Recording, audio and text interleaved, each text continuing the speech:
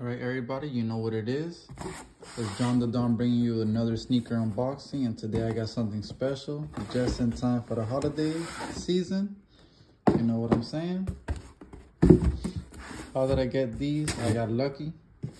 Nike showed some love. Got early access on these bad boys.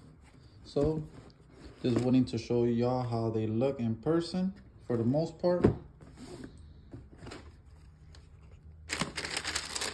Got these in the mail yesterday. Super happy that I was, fortunate enough to land these, because y'all know how sneakers be. That sneakers app is, it's a very funny app. That's all I gotta say. But God is good. He blessed me with these bad boys. Those that are gonna be trying on official release date, good luck to y'all. And please do so. These shoes are absolutely beautiful. They're gorgeous. And I mean, come on now, who does not like red? Yes, the original Grinches are a beautiful shoe. Sadly, I don't own any years of them, so yeah, that's that.